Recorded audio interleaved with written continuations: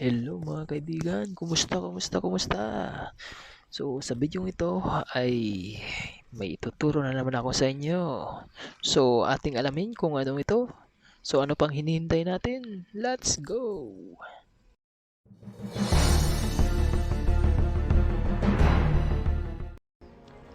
So ngayon mga kaibigan, eto't ituturo ko na sa inyo kung paano naman maglaro sa Dark Force. So ano nga ba yung Dark Force? Siyempre yun yung kalaban ng Light Force na ating laging pinapanigan.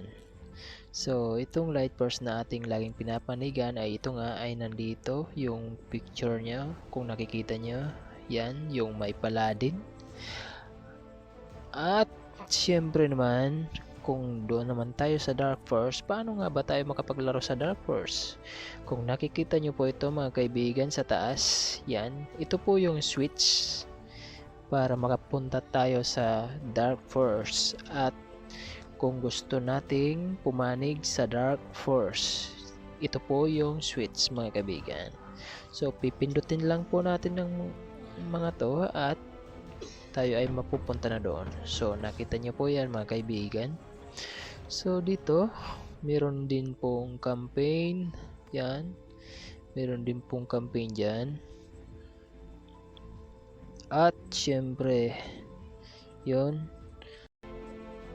At syempre mga kaibigan, meron din battle, arena, training at PvP 2x2. So pagdating naman po sa mga army ng Dark Force ay tingnan natin. Yan po mga kaibigan, meron din siyang 3 heroes. At meron din pong 15 na units. Yes. At meron din pong 15 na buildings. Yan po mga kaibigan.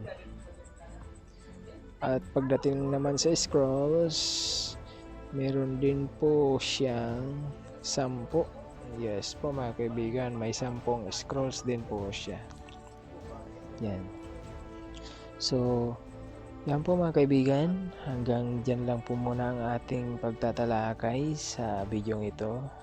About po kasi ito sa switch, how to switch Dark Force. Yes. So ngayon, alam nyo na, pwede nyo na po kayong magsimulang maglaro dito.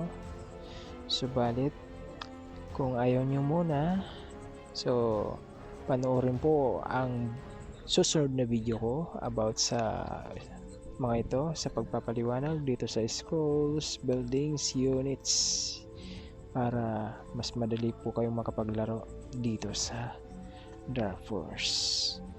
Maraming salamat po sa inyong panonood. Sa lahat ng hindi pa nag-subscribe, pa-subscribe naman po dyan mga kaibigan. At para naman mat-notify po kayo sa susunod nating mga video, so pakipindot na rin po ng notification bell. Maraming salamat. Bye-bye!